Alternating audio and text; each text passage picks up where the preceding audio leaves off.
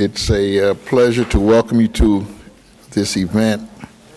We have a number of topics to cover this evening, the most important, of course, being the assistance that we can render to Mumia to deal with his medical condition and ultimately to free an innocent man. We want to encourage people to come up with great ideas, but not only great ideas, but to carry them out. So I'd like to introduce a longtime activist and a stalwart active member in the coalition known as Suzanne Ross. I'm not only known as Suzanne Ross, but I happen to be Suzanne Ross, too. Come on up, Mario. This is Mario Hardy, our friend and host of this event.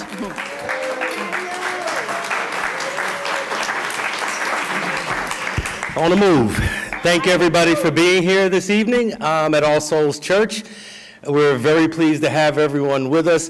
When I think of 9/11 and when other people think of 9/11, they think of a lot of different things. For me, what 9/11 immediately says to me is Mumia 911. It was 1997, 98. Pam would remember better than I would, but I was part of an organizing group that put together a concert out in San Francisco in Dolores Park, and the concert was called Mumia 911.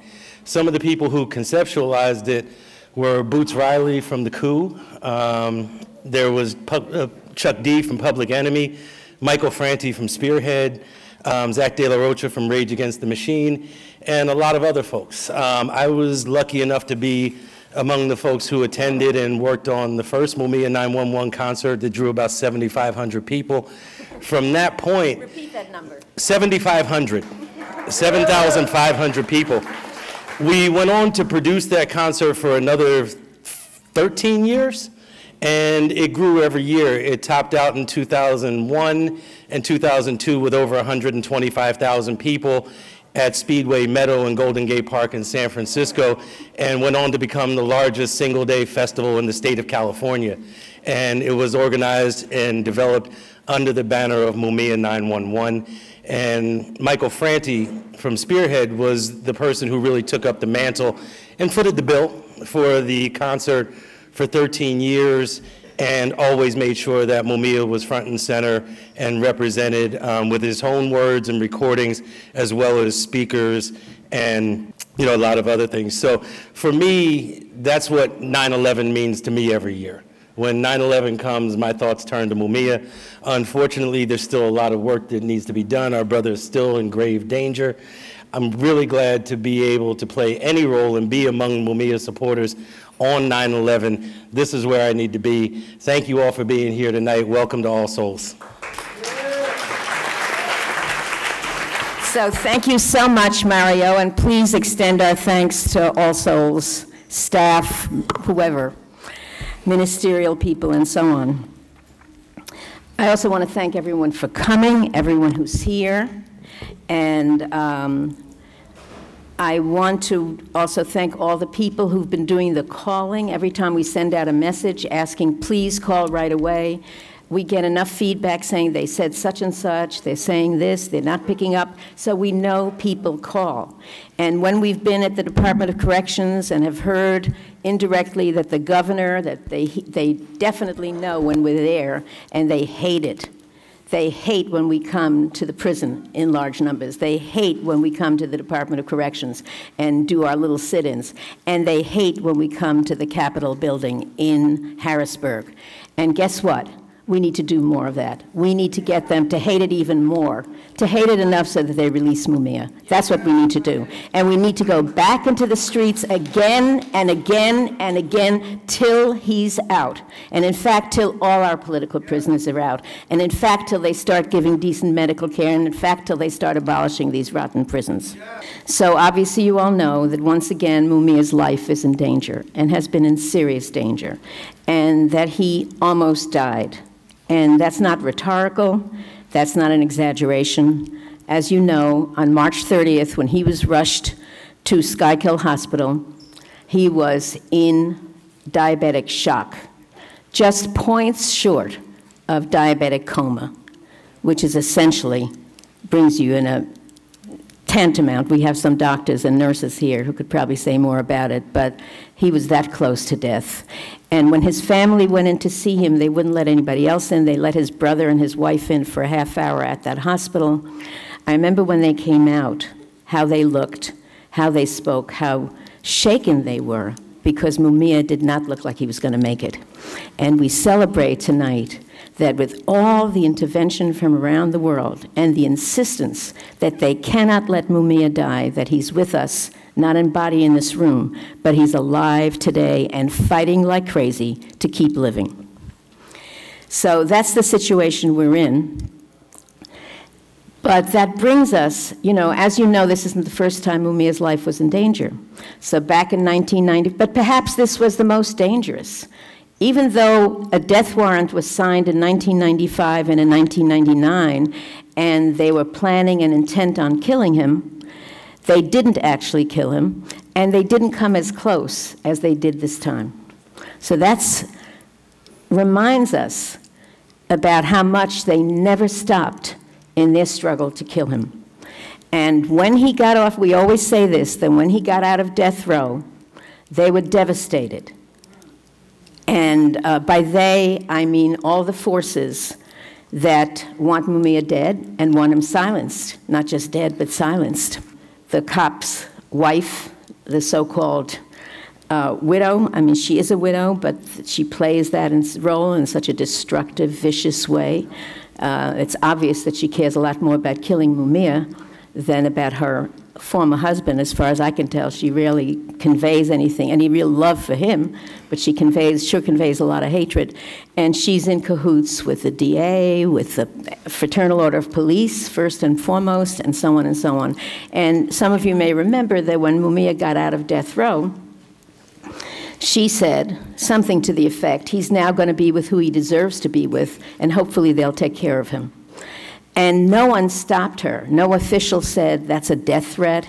No official, and given the role she plays on this team of death seekers, someone could have said that's not our position. But she obviously was speaking for all of them. So this was their most recent attempt to kill Mumia, where they did not succeed back in 95, 99, and this time, the brothers in prison are not the ones who are out to kill him. He is loved. Mumia is loved in prison. We've run into so many people who've talked about the role he plays in trying to help people legally, trying to help them with their problems. He ran a fathers group in prison, which they closed down when 50 people showed up in the yard for one meeting. So Mumia is very much loved in prison, and in fact, he's alive with us today because a prisoner demanded that he get treatment. With all that love, they had to come up with something else. So I want to say, though, I am very impressed, extremely impressed by the work of Dr. Joseph Harris, who ends up being the leading medical person providing a testimony for the wrote an affidavit for the legal suit that was filed. He did some fantastic work. The prison authorities have not allowed any of our doctors to see Mumia in a professional way, in other words, in a private room, the way they're supposed to be able to examine him. They wouldn't allow that, even though that's been demanded from the beginning. And so the movement finally said, okay, they're not going to let him do it, please. We asked the doctor to go in. It was at our movement's request that Dr. Joe Harris went in to visit him in the visiting room, like all of us here visit Mumia. All of us at the table, I think everybody here visits Mumia. And he agreed to do that. And based on his interview and of the history he took and so on, and Bob's going to talk more about that, he came up with a tentative diagnosis. To this date, the Department of Corrections has not come up with a diagnosis. Our next speaker is Bob Boyle, who many of you know over the history of many political prisoner cases, and in particular, quite known in a very famous case that was a victory for the people, the case of Dhoruba bin Wahad. We're very happy that he joined the team. His experience in working with the movement is a tremendous asset. He also played a role in helping Lynn Stewart get out of prison. Maybe next year if I'm so honored to speak at some kind of gathering, Suzanne would be able to add to the list of names of people who I worked with other people to assist getting out, freeing Mumia or Abu-Jamal.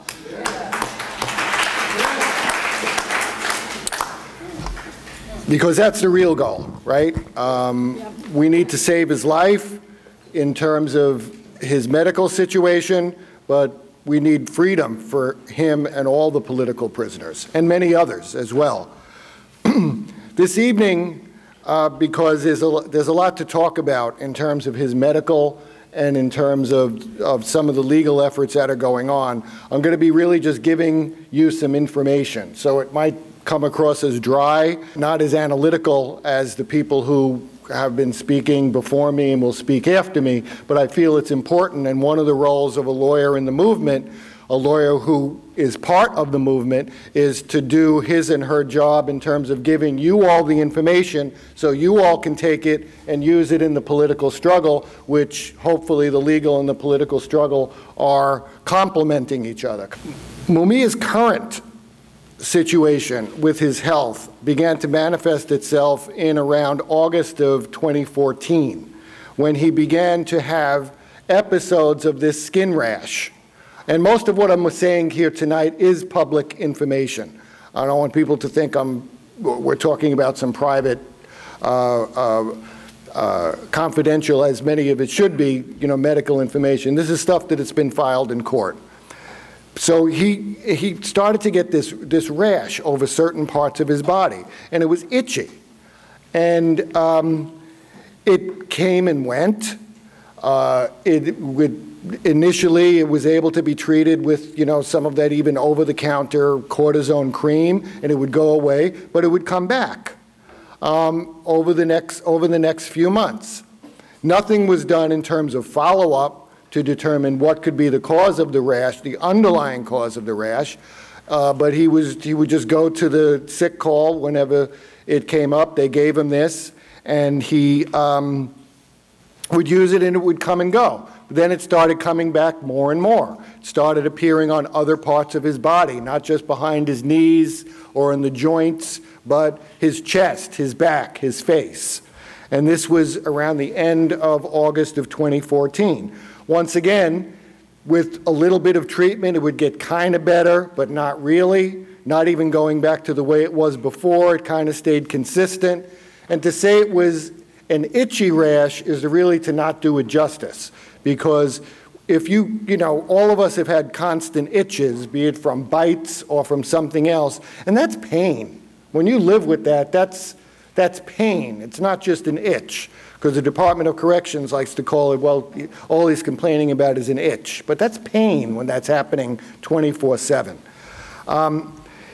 Then in around January of 2015, and I'm leaving some stuff out and may get my dates a little messed up here, as a result of some blood work and some regular checks, his glucose level started to rise, occasionally into the abnormal range, but no one ever told him that it was in the abnormal range.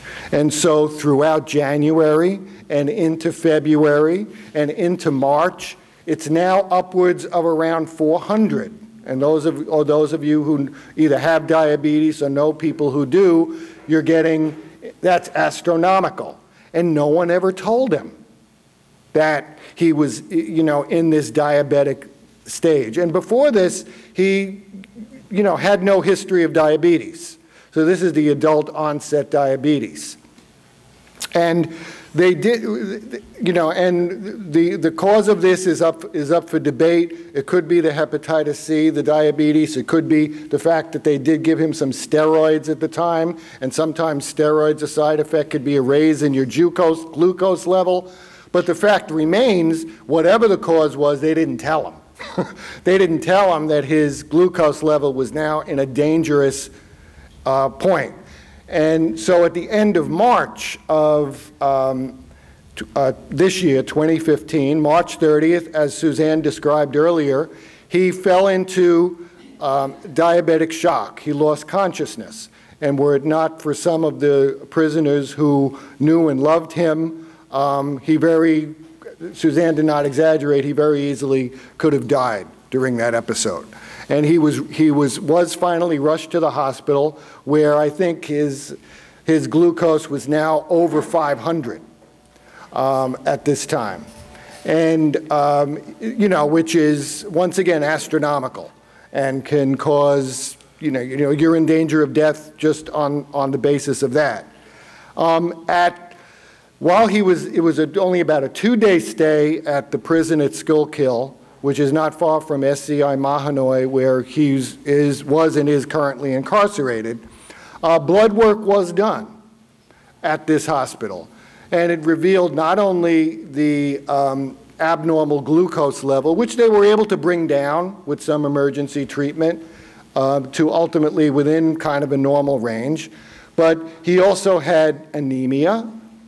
His hemoglobin level had dropped precipitously, and there were other abnormalities in his blood work at this time.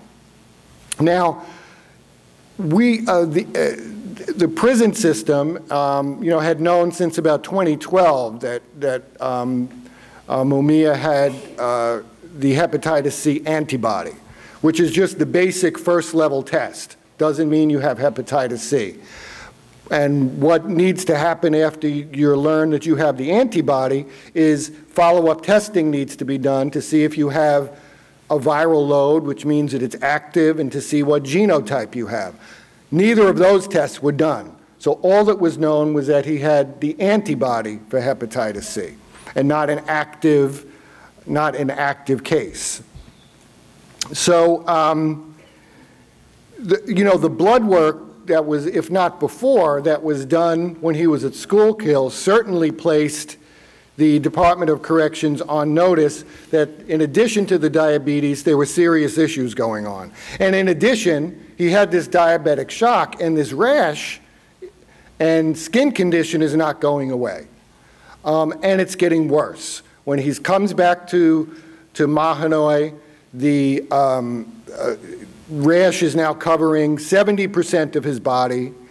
His skin is flaking. Those who'll speak after me, who were visiting him during that time and visiting him now, they'll describe the way his skin looked. But, the closest thing I can describe it when I finally met him and saw it was, I'm very fair-skinned, and if I stay out in the sun, for more than 20 minutes, I get that burn, and then it all peels off. And it's itchy and it all peels off. That's the way his face looked, his arms looked, the other parts of his body looked. That was the nature of the rash. And it had discoloration, which other people will describe as well. And this was going on all through April of 2015. And in the meantime, he is moved to the infirmary at SCI Mahanoy, where he's getting more regular blood work. And the hemoglobin's going down. The other aspects of his blood work are a whole list, if you ever seen these medical records where it's abnormal in one column and normal in the other, there's a lot in the abnormal column. And I'm not the doctor, so I can't explain everything, but clearly the anemia and other issues were going on with him. And in the early June of 2015, he was taking a shower one day, and it was almost like, the way he described it, fire over his skin.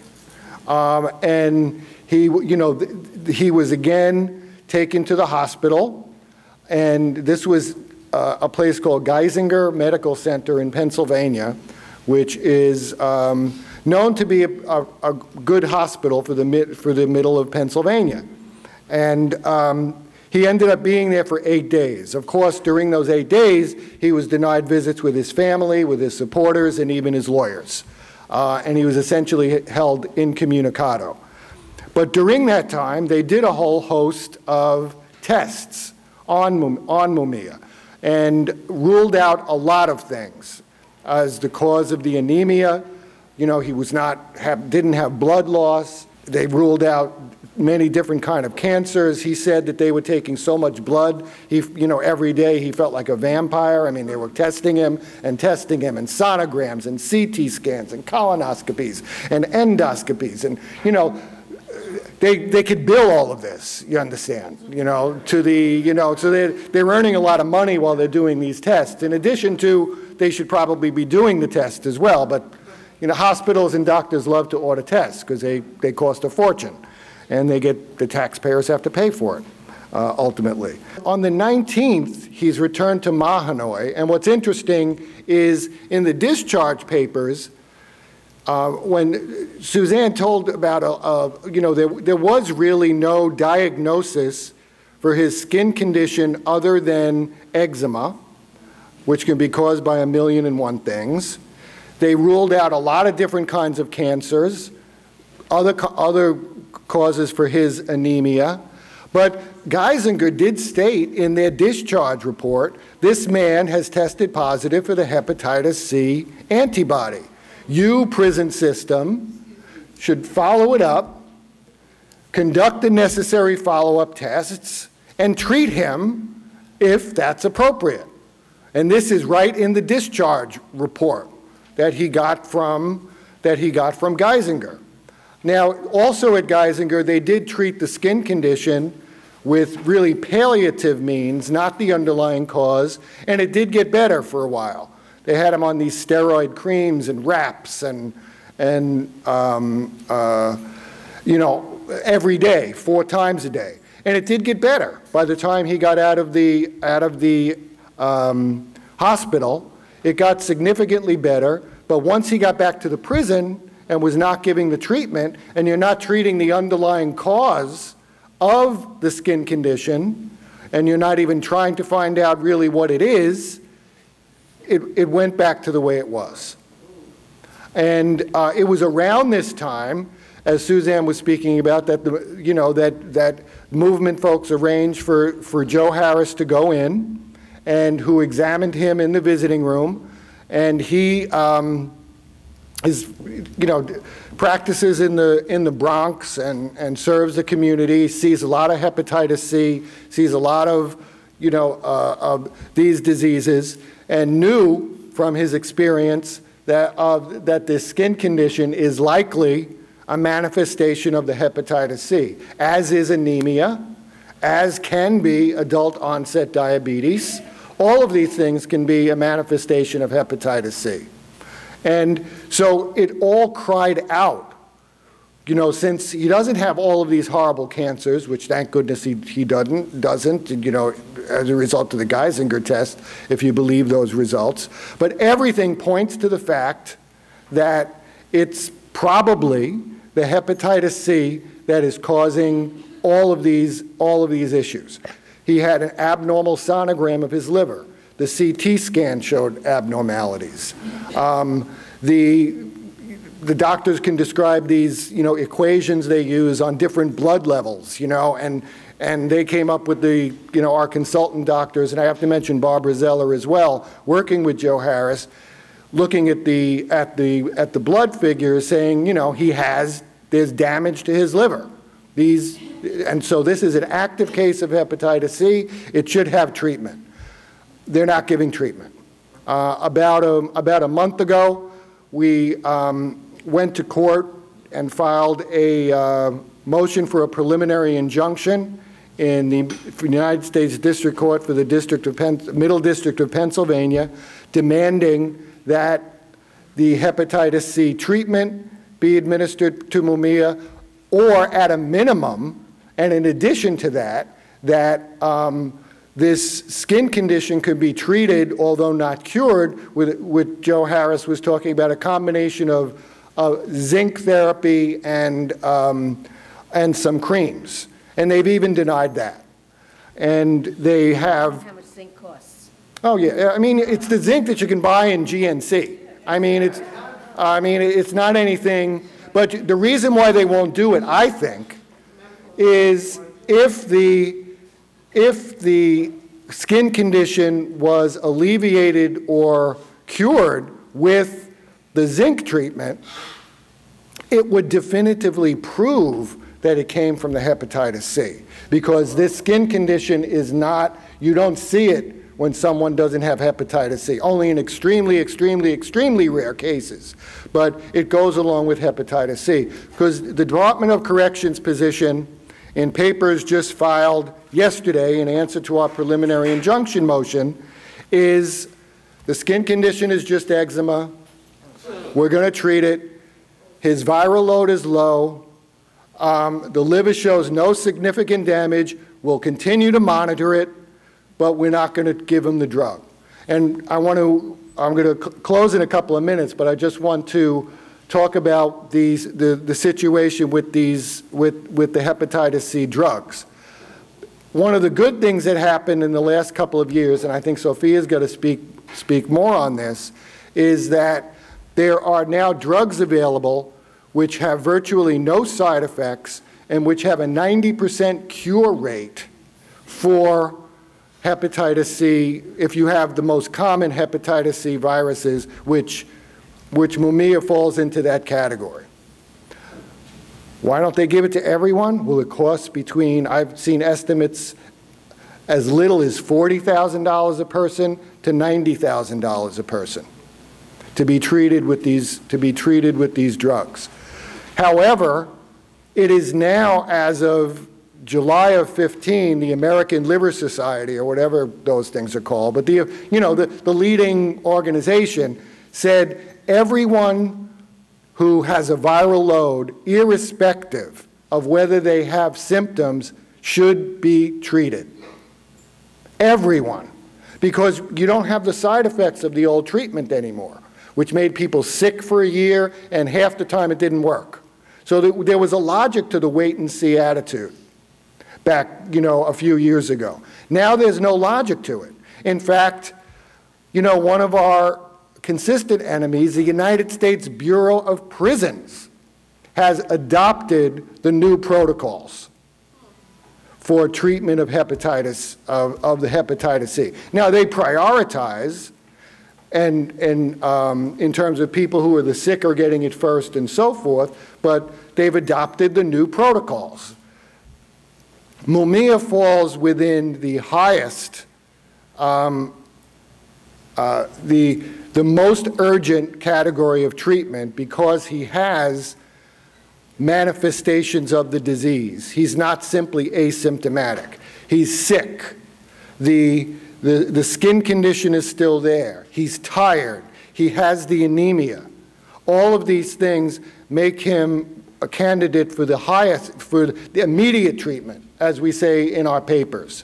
But the Pennsylvania Department of Corrections, and this is a declaration by Paul Noel, MD, who is the certified correctional health professional of the Department of, I am Chief of Clinical Services for the Department of Corrections Bureau of Healthcare Services. He says, he says, no, we don't have to do it. And what they're relying on, and we'll get maybe more into this in the question and answer period, is the horrible state of the law when it comes to proving Eighth Amendment violations. Essentially, the prisons can get away with, well, they can give them a little care, that's enough under the Eighth Amendment, and they rely on that. So there's a lot of issues that we need to deal with in terms of getting him treatment. And now that they've answered, we have to come up with a reply within about 10 days. We then are going to be in court in front of either the magistrate or the judge himself in the Middle District of Pennsylvania in Wilkes-Barre. It'll be important to get support for those dates. But I also want to put out here that political pressure can be as effective, if not more effective, than what we do in court. They shouldn't wait for a court order to give him the treatment. They should give him the treatment now. And obviously we know the courts, when we're right, don't necessarily rule in our favor, even when we're right, or Mumia would be sitting where Mimi is tonight, if that were the case. That would be nice. And so we need that pressure from the movement, from church officials, from people in mosques, from all over saying, give them treatment, give him treatment. You know, and apparently there's many people in the system with that. So I know I've been long-winded, but there was a lot to say, and I hope that I was coherent and that, you know, you'll keep up the good work. It will make my life easier and Mumia's life better, and so we can have him here next year. Thanks a lot.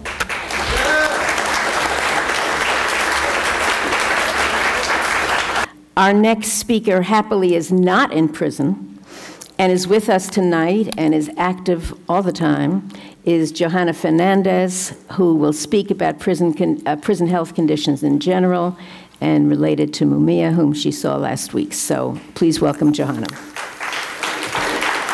I'll start by outlining just a few of the crises that we're seeing across the country. First of all, I think we have to mention the Black Lives Matter movement, because the future of Mumia, the future of imprisoned activists, our political prisoners, the future of the crisis of mass incarceration lies in the success of the Black Lives Matter movement. Police violence, brutality, and murder is the most extreme form of police violence. But police violence happens day in and day out because it's the first point of contact between the cops and the prison system, right? The expansion of police forces around the country in cities like New York, in LA, in Philadelphia, means that cops are out on the beat and they're trying to pick people up, the majority of whom they do not kill, the majority of whom they imprison. And that's why we have a prison population that is the largest in the world. So we need to be able to make that connection within the Black Lives Matter movement, that murder is the most extreme form of police violence, but police violence is pedestrian, it happens every day, and it puts innocent people in jail that then are sickened in prison by this horrific system. So what happens when young people are imprisoned? They're subjected to a daily diet of high carbs, right? A daily diet that's high in carbs, high in salt content, and generally slop that you should feed to the pigs, literally. So pigs might actually get better food. So because of the horrific diet that prisoners get, there are 80,000 prisoners in the United States today that suffer from diabetes. 80,000 prisoners are suffering from diabetes. These are people who were not diabetic when they were imprisoned, and now they're diabetic. They've been sickened by the system. According to the Bureau of Justice, 40% of prisoners in 2012 had chronic medical conditions, including asthma, cancer, heart disease, high blood pressure, and diabetes. 40% of those imprisoned. And sitting on top of this medical crisis of epic proportion is a for-profit provider of medical care in the prisons that's reaping an enormous amount of profits on our backs because we pay taxes that go into the maintenance of prisons, and the prisons then pay these for-profit medical providers an enormous amount of money. How much money? Some $1.5 billion a year are reaped in profits by these for-profit medical providers in the prisons. The reason why they're making so much money,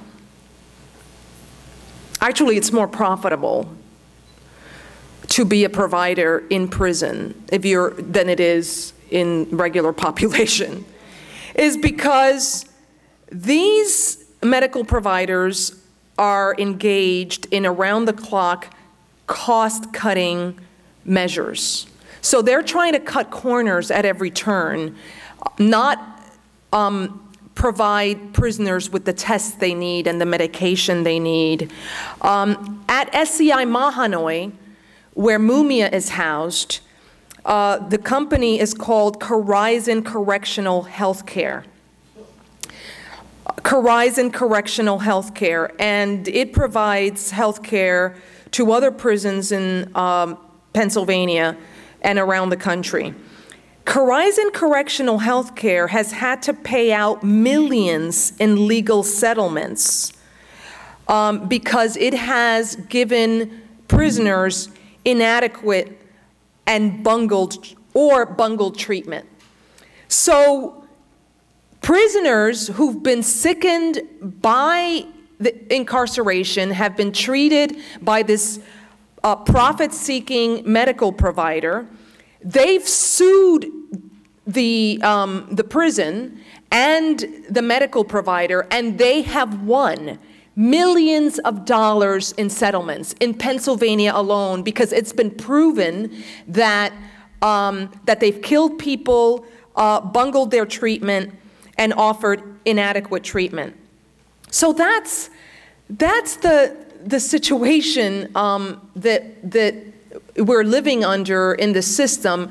It's a system that disproportionately targets African Americans and Latino, poor people. It sickens them. And we have to say that this is a human rights crisis of epic proportion. In the case of Mumia Abu-Jamal, we have a situation in which the state is deploying torture against the human being day in and day out. Mumia's body is completely disfigured. His skin looks like elephant hide. He cannot sleep at night because he is in pain and he's scratching all night long, and he sleeps throughout the day. I just want to reference the crisis that he had in March of this year, because it merits repeating what actually happened, which I think is worse than what Bob. Mumia fell into diabetic shock on March 30th of this year. His blood sugar went up to 779. 779. Just to give you a sense of perspective, diabetic coma registers at 800. So diabetic coma registers at 800.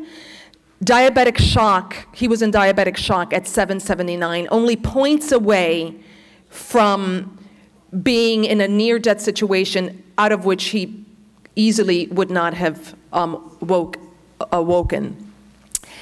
And of course, had it not been for Major Tillery, another prisoner, who went to the head of the prison, Carestes, and said, "Are you going to let this man die?"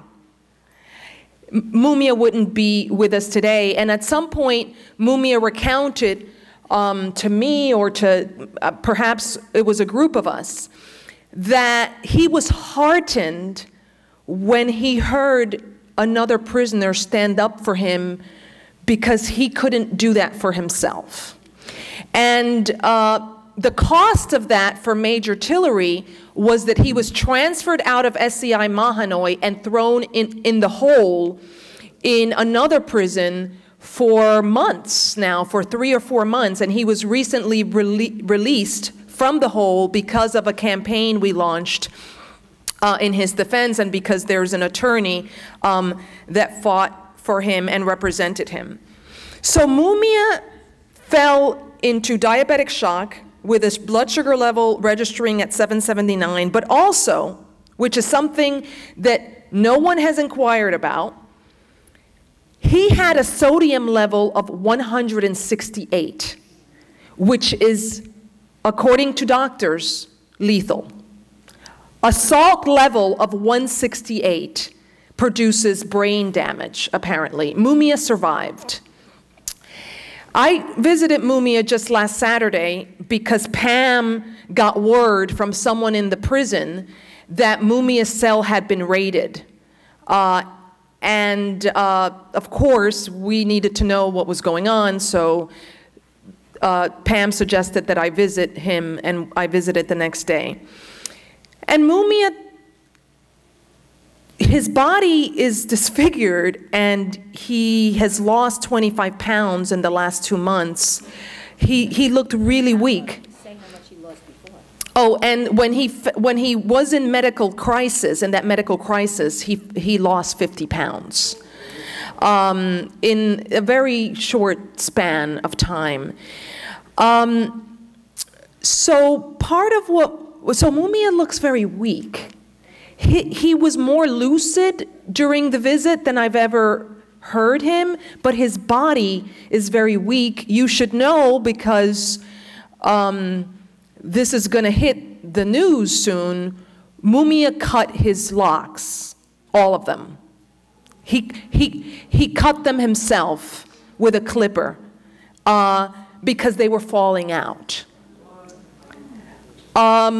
This is important because Mumia's locks represent defiance. It represents move. It represents his politics. But Mumia is more than his hair. And he's ultimately fighting to survive and fighting to make sure that the system doesn't get away with murder. So let me just give you a sense of what he told me and reminded me. Mumia, as a result of this diabetic shock, had a swelling of the brain.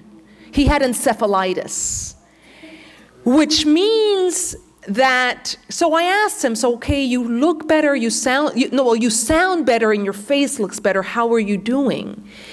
And he said, I've been through war, I've been through hell, but in the last 2 weeks, I've been able to read again.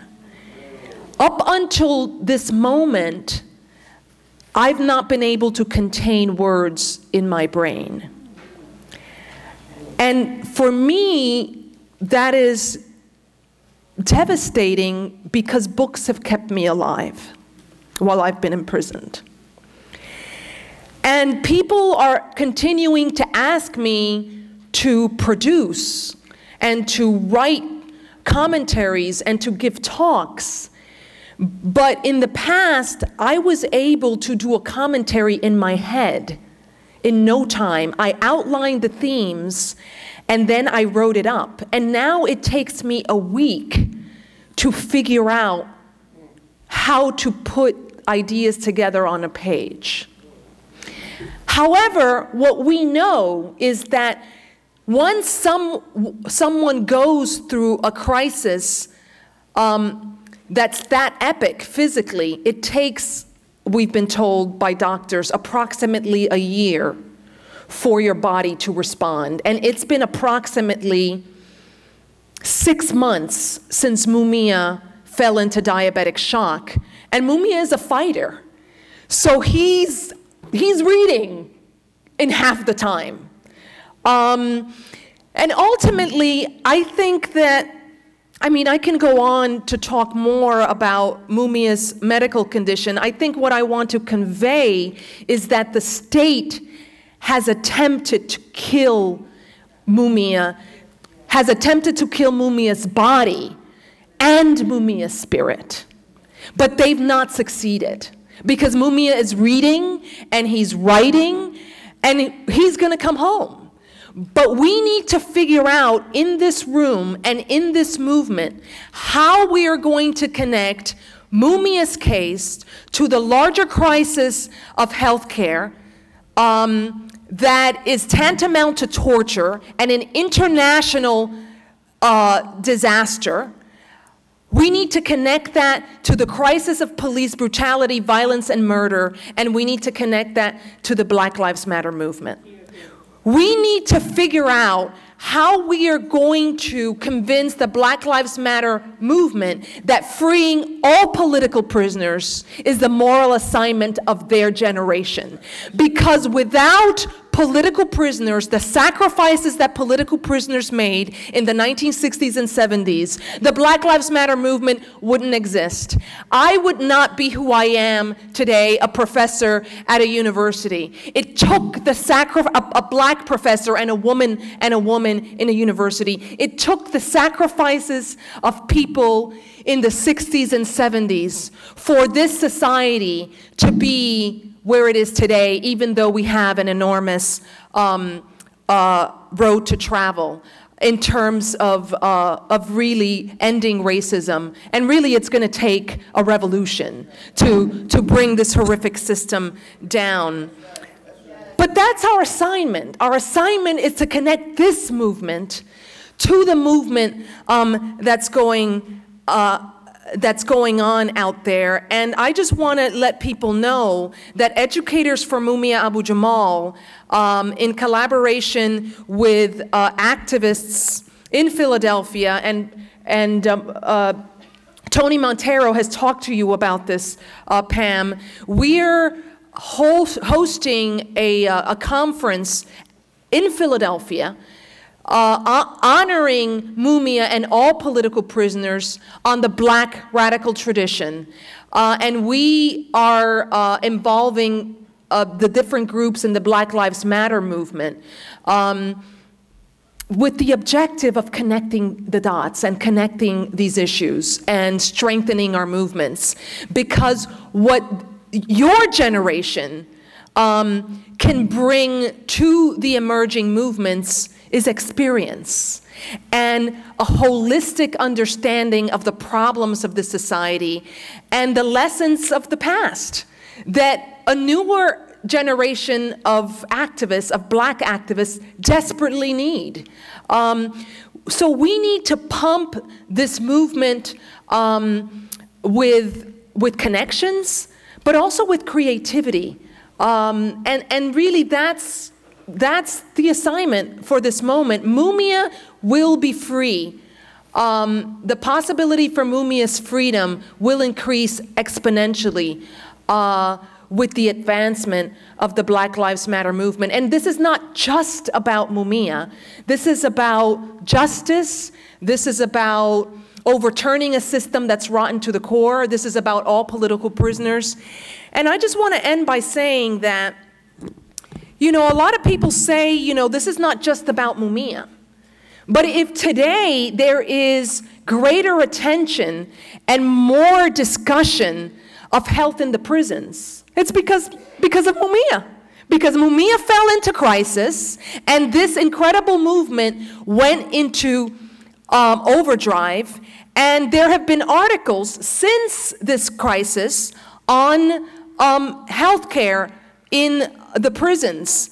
Because if the most famous prisoner in the world can be treated so horribly and tortured, imagine what the system is doing to ordinary prisoners day in and day out. That's why Mumia's case and his health is important. Because if Mumia gets treatment for hepatitis C, that will establish a precedent for the 10,000 other prisoners in Pennsylvania who are suffering for hepatitis C. And that's why on Thursday, the DOC and SCI Mahanoy wrote back to our lawyers and said, no, he doesn't have, this isn't a hepatitis C situation. Because if they do acknowledge that it's hepatitis C, then they'll be forced to cure him, and then they'll be forced to cure everybody else. Because once the cat's out of the bag in Mumia's case, the entire world is going to shine a light on the broader crisis of healthcare in the prisons. There is something in the soul that cries for justice and freedom and life. And the reason why Mumia is alive today is because of that.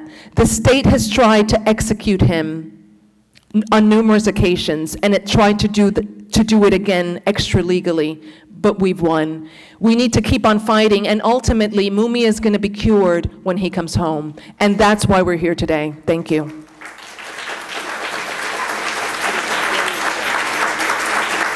Our next speaker is Soffiyah Elijah, who many of us knew way before she became head of this very prestigious organization, the Correctional Association of New York. And I know when I first heard she was being interviewed for the job or getting it, I thought, what? Soffiyah's going to work for corrections? And a lot of people had the same reaction about what has happened to this sister who was such a militant fighter for political prisoners and is known to all of us as Soffiyah, and she's going to go over the other side. Well, it turns out that's not what the Correctional Association of New York is, and it's an advocacy group for prisoners with a long history. You know, they're constantly on the watch of happening in New York State, whether it's at Attica or Clinton or the horrific beatings by guards or the killing of prisoners. They are on top of it, or the age of prisoners can be put in isolation, and all the things that have happened during her watch at Correctional Association have been quite awesome. Soffiyah Elijah, who will be speaking about New York State prison health conditions.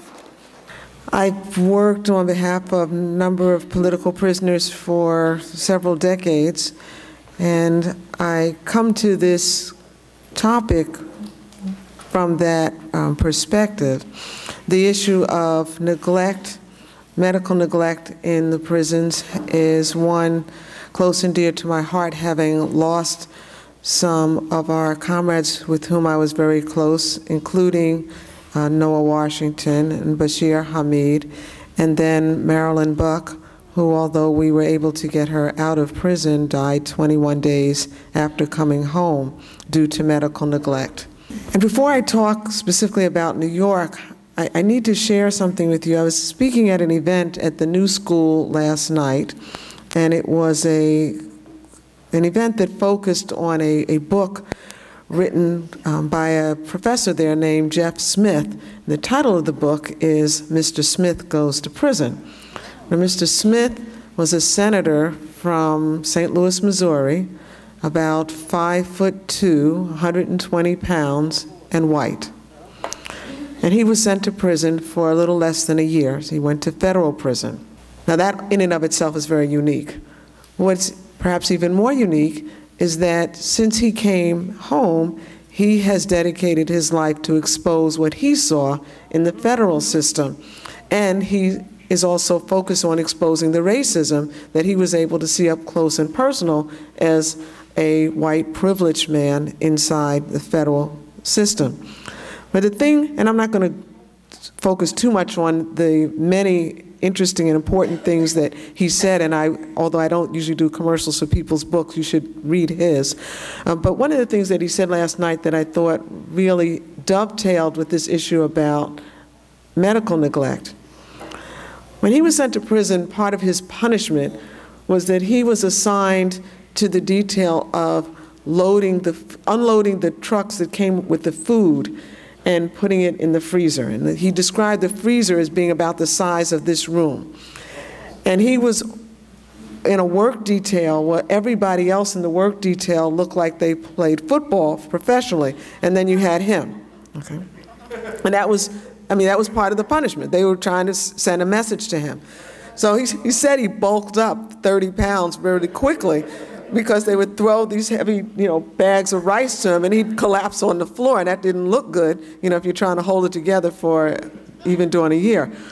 But the thing that really stood out to me that Jeff made a point of was that he noticed, and this was in 2010 when he was doing his time, and that the meat that was being delivered for them to stock had expiration dates on it of 2006.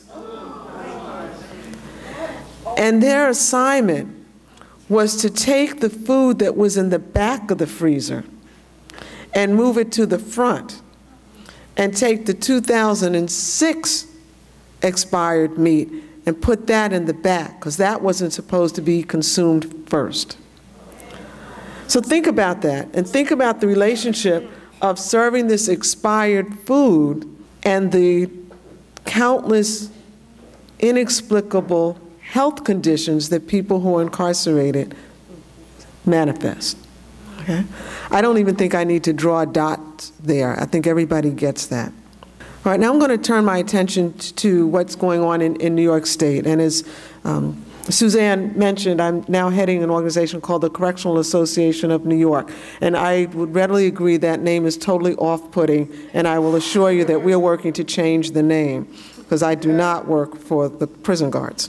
But the organization is 170 years old, and for 170 years it has had the legislative authority to go into the prisons throughout New York State and inspect and monitor the conditions therein, and then write reports to our elected officials and the general public, and then advocate for systemic change. And as Suzanne has kindly mentioned, let's just say I've upped the ante since I've been there. One of the many things that we obviously investigate is health care in New York State prisons. And New York is right in step with the rest of the country with having substandard medical care. But one of the areas in which New York actually is way ahead, and perhaps the lead in the country, is the care for people who have hepatitis C. Within the past year, a new medication was developed, a new retroviral, that is light years ahead of anything else that was available and has virtually no side effects. Of course, the problem when any time the medical profession comes out something that's really good, it's ridiculously expensive, so poor people can't have access to it. But New York State Department of Corrections made a commitment to providing this medication to people who have advanced stages of hepatitis C. And they committed $20 million in their budget to provide this care, which is no small notion for the Department of Corrections and Community Supervision, who I rarely have anything good to say about, okay? But, you know, when something's done well, you have to applaud it because you want it to be replicated, so you have to acknowledge it, okay? Yeah. Another good thing about the protocol that New York is using is you don't have to do a liver biopsy to determine whether or not someone has advanced stages of hepatitis C. In New York State now, they're making this determination through a series of blood tests, which are far obviously less invasive. Sign off on the provision of this treatment to people who have advanced stages of hepatitis C. And our advocacy is that that decision not have to go all the way up the food chain to the chief medical director, but that the head of each the chief director of health care at each prison have the ability to make that determination, so we reduce the delay. But in any event, at least the treatment is available. As I said, it's only given to people who have advanced stages of the disease before they will make it available to people who are not as far advanced in the disease. And the last thing is that because each prison has to make the referral up to the chief, there's not uniformity across the entire prison system as far as who is going to get the treatment. Even with those deficiencies, it's still light years ahead of what's happening in Pennsylvania. So our hope is that the example that New York State has set in its provision of the most advanced type of treatment for hepatitis C will be something that will be useful in the legal pursuits on behalf of Mumia in the state of Pennsylvania. I think I'll end there. You want me to say? Sure, I can say something about RAP. Suzanne says say something about RAP. So RAP is an organization and RAP stands for Release Aging People from Prison. And it is hosted at the Correctional Association of New York. It's something that we founded a few years ago and is headed now by a gentleman named Mujahid Fareed. And it is a coalition of people concerned about this issue of people aging in prison.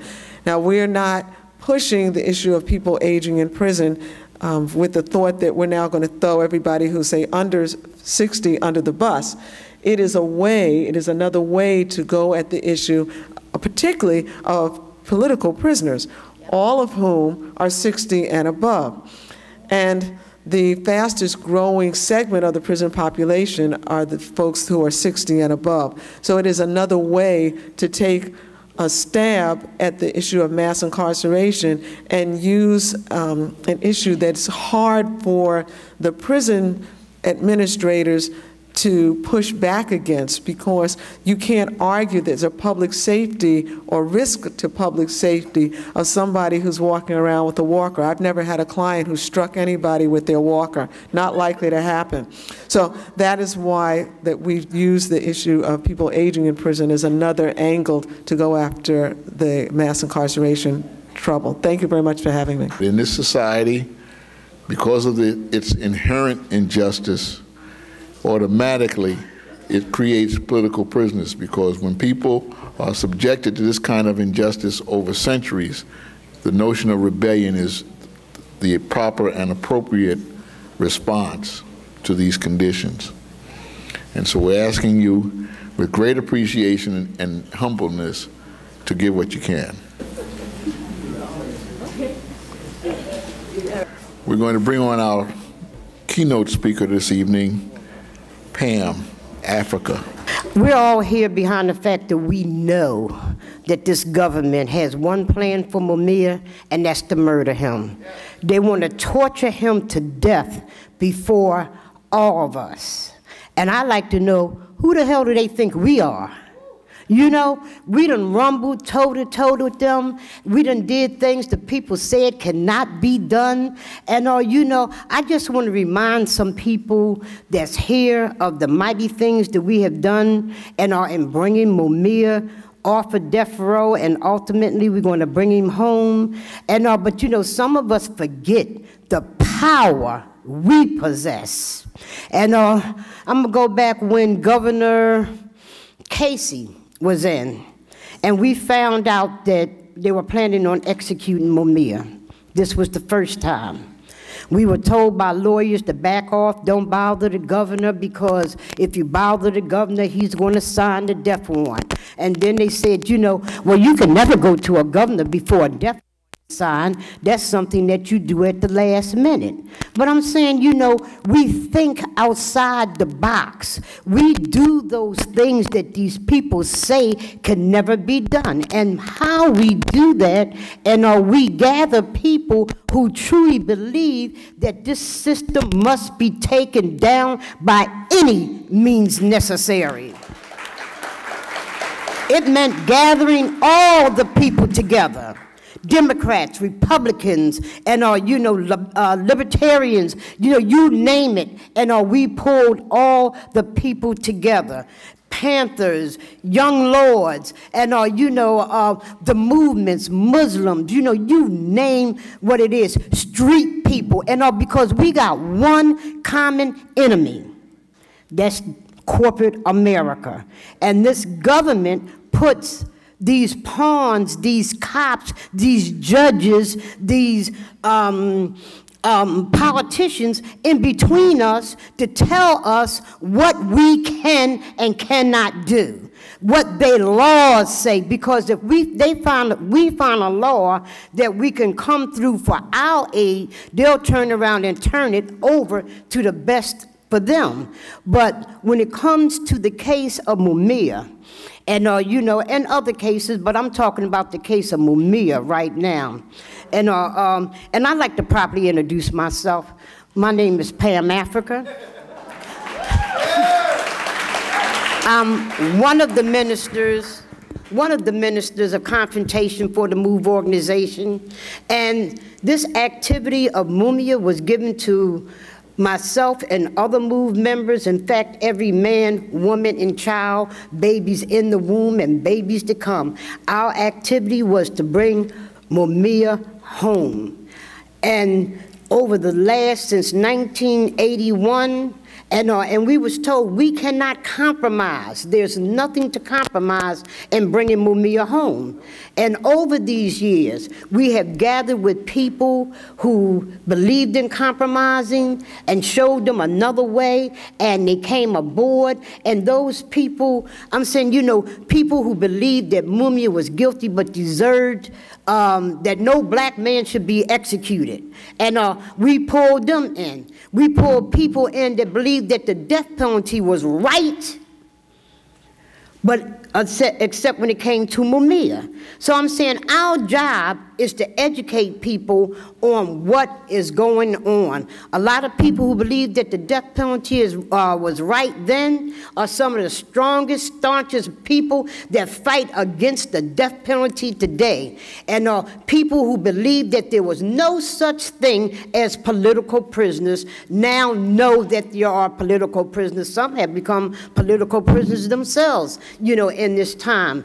But the power we possess, when it was said to us by politicians and by lawyers and things that we cannot see the governor before a warrant is signed, and we'll never be able to back a governor off on what it is that they're doing. The death warrant isn't signed yet, but we knew from inside sources that that death warrant was coming. So I'm saying we were told by Dave Richardson what we had to do was bring everybody in, and pull the people together as one, make one fist and gut punch this mother sucker into the ground. And that's what we did. And because the way this government gets over is by making people think that they cannot do. Governor Casey did not sign the death warrant. That's a fact. We did have the meeting with Governor Casey, and we brought the facts and laid it on the table for them, something that they said could never be done. And, and I'm saying we need to applaud ourselves for that, and because I'm saying we did it. What is called impossible. We did it. And I'm saying, and we can do it again. We had to be in the streets. In the streets. I remember Soffiyah Elijah, who started the New York Coalition up in New York. I remember her office, and they were on the streets. Herman Ferguson in the streets. He had just got out of jail himself, but he was in the streets and doing work for Mumia. As I look throughout the room, there's too many names to mention in here, but the people were on the street, educating. We had to make Mumia's name Mumia's name a household name. And down there, God knows how many houses, when you went in, you saw Mumia's picture. You saw it in the windows. And what we also did, we left no politician able to walk by, whether he liked Mumia, disliked Mumia and began to like Mumia.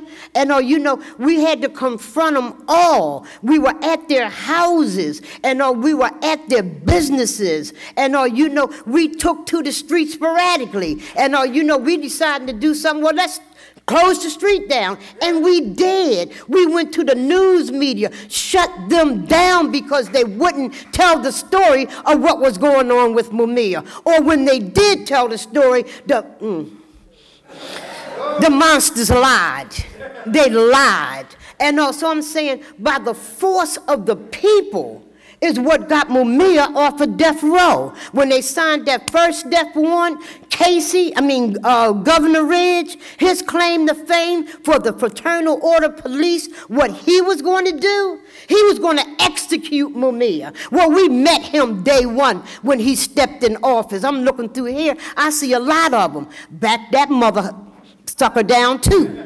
Not one time, but 2 times. And Judge Sable claim to fame was that he has never, ever issued a stay of execution. But when it came to Mumia, You had to back down.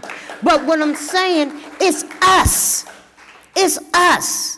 And we force the politicians to move. We force the churches to move. We force everybody who's supposed to move to move. And I'm saying that power must be unleashed again.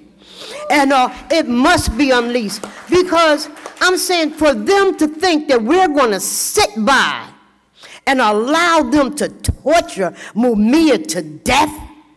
You heard him describe how Mumia is. You've seen the pictures how he is. I mean, it takes this brother a week to write a commentary when he was kicking them off like this. And you know, Mumia need to come out of that prison. We must never forget, we brought forth the evidence. Clear, Mumia's not on death row because we didn't have evidence. He's on death row now because we did not keep the damn movement moving the way it was when we got him off of there. We should have never got sat back and became comfortable at that point. The most dangerous point, because these mother suckers is mad. They're angry because they have not been able to get their way. They're mad at each and every last one of us. They think they can wear us down with time. But when we come, then we came down 30 years ago in wheelchairs. And we had CNI dogs. We was, you know, any kind of way that we came. I'm saying us elders. I'm in the 60 group. I'm getting ready to approach 70. No, I'm getting ready to approach 69, then 70. And, but what I'm saying is we was in our 30s. We was in our 30s, and what they're hoping for is that, you know, we'll all wind up saying, oh, I'm too tired. No, mother sucker, we are not too tired. We're fired up, and we still ain't taking no damn more. And we organizing. The energy in the body of this 69-year-old woman is determined to fight these suckers until I go to the next level. And when you hit the next level, you continue to fight then. We're not in this room because we don't know. We know that Mumia is innocent. We know Mumia do not belong on death row. We know that we had the power to pull him from out of there. I'm saying the people who can push buttons and speak out, and they live in our neighborhoods. They don't live on the moon. You don't have to go, you know, this church here is available to us. We must utilize it. And we must not only utilize it to have meetings, but we must begin to pass out flyers at these churches. We must begin to pass out flyers. We must be sitting in, you know, these politicians' office. Black Lives Matter? You damn right it matters. It always has mattered. And but I'm saying, it said that we need to get involved with them. We need to, I'm saying we are. We are involved with Black Lives Matter. And, but we need to, all of us, because I remember at one point, what's the sister's name, did the book? Michelle Alexander. She did not have anything on political prisoners. Political prisoners was not something that she talked about then, but now she do. Because when we read the book, we liked what we read. A lot of us knew a lot of the things because other people had read about it, had wrote about it. But I'm saying their things never got to the point where hers is at. And I thank God that hers got out there and also it could wake people up. But what was missing in there was about political prisoners. And there was several things that was missing in there, but it's up to us as a people to educate her and other people and keep this movement going. Johanna gave you a lot of things that, you know, we can do, and you know, but the most important thing that we must do is be consistent.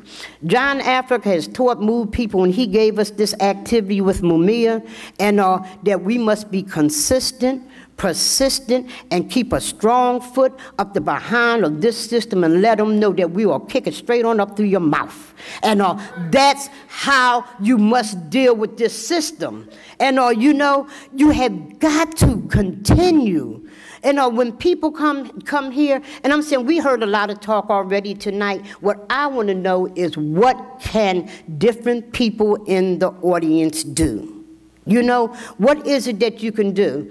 And, you know, to help this movement. Because right here in New York, you have two organizations. You had the New York Coalition to bring Mumia home. You got the campaign to bring Mumia home that is consistently doing the work. And I'm saying, you know, we got to support them. We got to be here and, you know, doing the things that need to be done. And, you know, not only do we need to be at the calling on the governor, we need to be in that mother sucker's face. We need to be in the face of Kresge. And, you know, again, like we were in, you know, in the beginning part, I'm saying the lawyers have their job to do. They supply us with, you know, whatever information that is needed to bring people in to the movement. They put pressure on them one way, and our pressure is that other way that really make them move, make them do the things that they're supposed to do. And within this movement, none of us know everything that it is supposed to be done. So I'm saying if you got some information to help this move on, let's get it on. You know? And I'm saying this meeting right here has got to take place throughout New York. It got to take place throughout Boston and other places. We have a lot of things that's going on right now. One, the Million Man March, and then we also have a demonstration that's going to be coming here in New York. I'm saying we need to have a Mumia contingent in these things, a strong Mumia contingent, because we must be seen with numbers of people who think like us. And you know, that slogan, you know, justice or else, what I'm saying is for Mumia. And you know, we have got to, and it is justice or else at this point.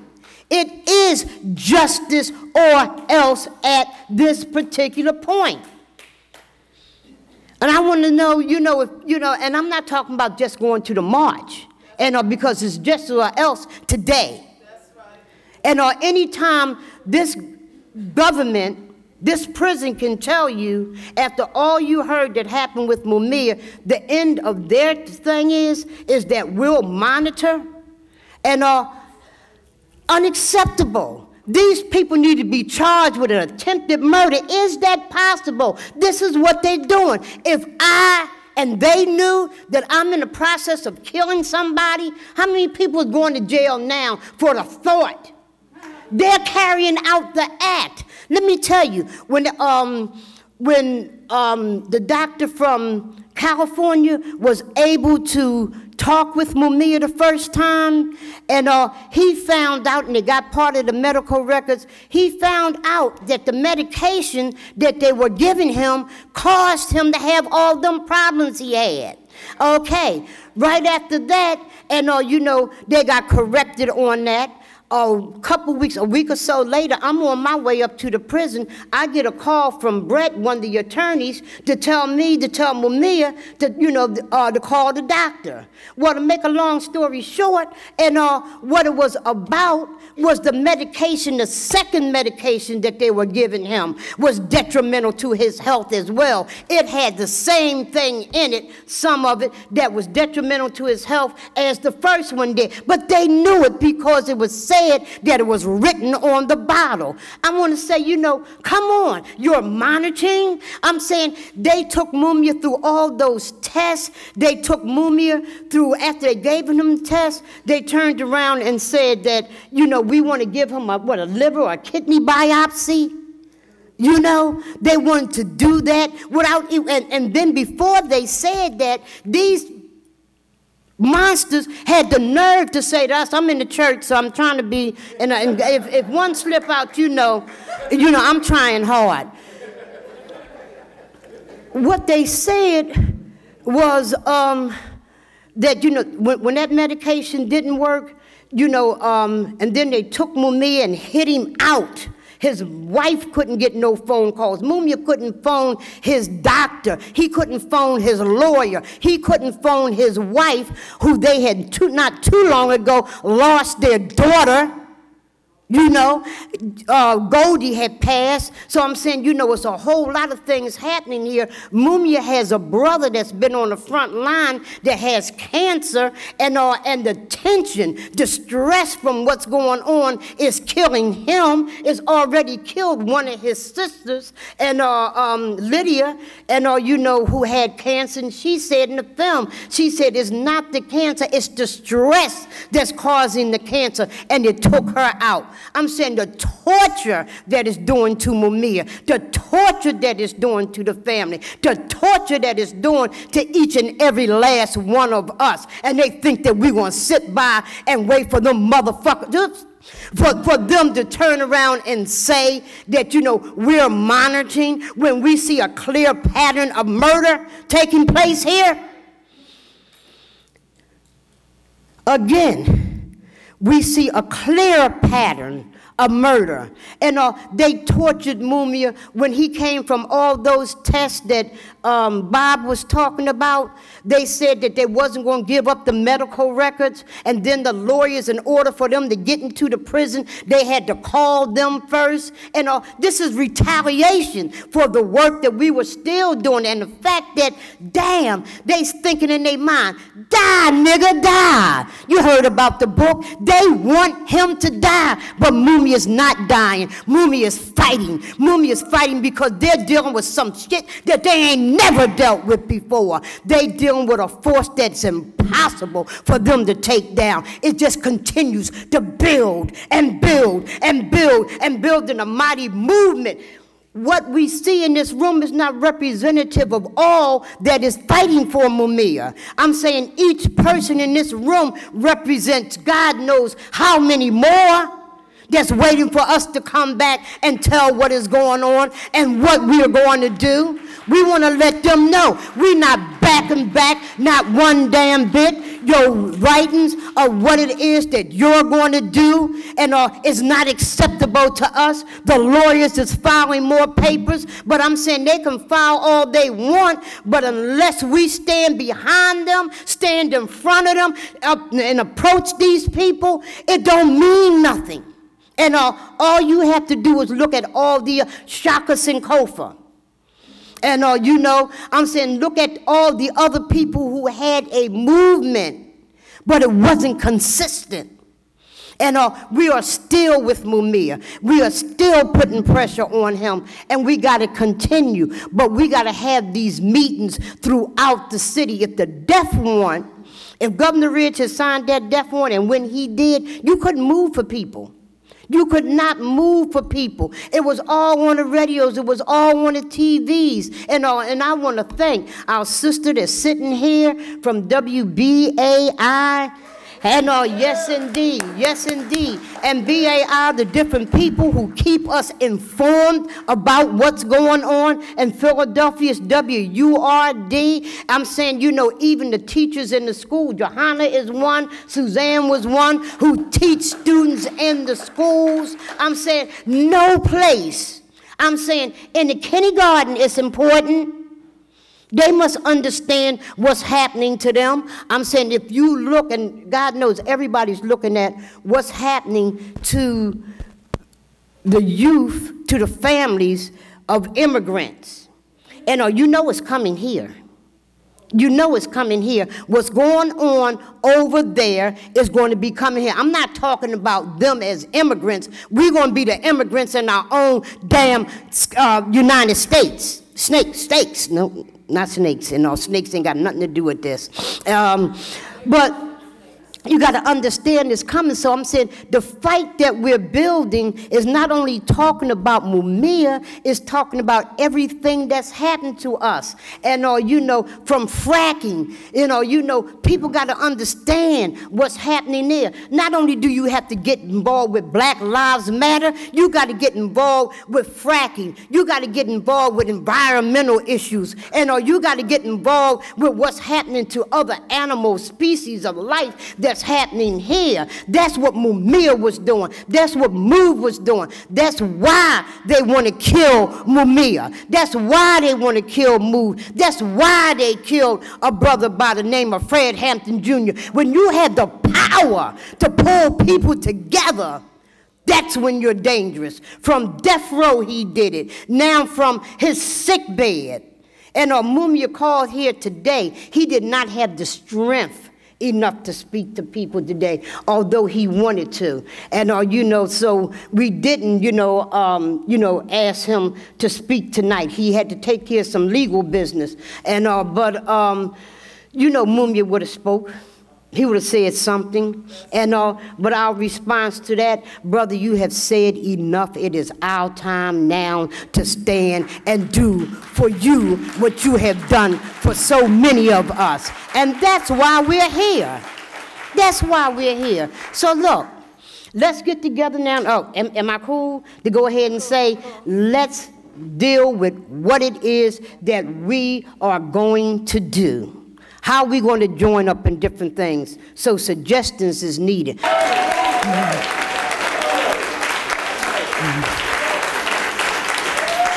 Pam did it again, and she ain't lying when says she's gonna do this till her last day on this planet. Do you ever doubt it? And in the next life as well. First of all, I want to make sure that people know that Ramona Africa is in the house.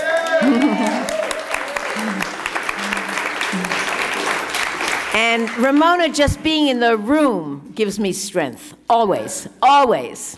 So I wanted to say that. I also want to acknowledge Sundiata Sadiq, who is the long-term co-chair with me of the Free Mumia Coalition, and is here with us. And we're always thrilled. He's fighting some health struggles, but he's in there all the time fighting for the political prisoners. And we're going up to Sullivan Prison again together in a couple of weeks. I also want to acknowledge Sue Davis, who played a key role in authoring a resolution that the National Writers Union passed at its convention, demanding not only health care for Mumia, proper health care, but that he be released immediately. And that was a fantastic example. And other unions, organizations, please, you can bring resolutions. Speak to Sue. Sue, will you please stand up so people see you? We put it out on our website, freemumia.com. It was on all over the place, but we're all inundated. You might not have noticed. Please feel free to speak to her, to find out about how they did it, and to duplicate it in your own way in whatever organization you're in. We don't just need ideas. We need ideas that people will implement. So we really have lots of good ideas, but we need people to help implement them, to lead them, to work with us to make it happen. So Gwen, you want to come up here? And I strongly urge people to volunteer to help her on this project, which is very doable. It's the kind of thing we've done before, and it's very visible. It creates a presence for Mumia in the streets. What I thought about in regards to what's going on with Mumia is that we go after the current candidate that's running for president, Mrs. Clinton, because her husband signed the Anti-Terrorism and Effective Death Penalty Act, which limited the time frame that Mumia could present evidence of his innocence. I thought that we should, I wrote up something, we should draw up a postcard and have people sign it, and that somehow I wasn't able to get the information about the governor in it. But if someone could help me put something together, and then we post it, maybe on change.org, and I thought maybe to publicize it. That, I forget, there was a young white kid who became very famous after his mom posted a video of him on YouTube, and I'm thinking maybe we can do something like that to publicize the postcard and to get her name, get the information about Mumia's case and how Clinton could, all she's got to do is make a phone call to Governor, what's his name? Well, who's the current governor of Pennsylvania now? Wolf. Tom Wolf. So, I don't know. It's just an idea. It's something to do, and then we can have a press conference in reference to it after we get, I don't know, maybe 5,000 postcards signed. And yes. Yeah, well, this is what I'm saying. I don't know how, how to approach it other than, first of all, getting something in writing. I have something here. And putting it on the internet and getting something. I'm sorry. I just want to make sure that from our experience, I mean, the internet is great and we need to use that, but we need to be visible in the streets, on 125th Street, on 135th Street, in Brooklyn, in Union Square, having cards that people can sign. When we've done that, people learn. It's a lot different than the internet has its limitations. We need to have visibility. And a key part of such a campaign has to be that we all carry these postcards around and don't just sign the petition on the internet, the postcard. We want postcards that we can actually hand in to Clinton, to Mrs. Clinton. Her office is in Brooklyn. And she's all around New York, and she needs New York, and we can embarrass her. She said she had changed her mind, mass incarceration is wrong.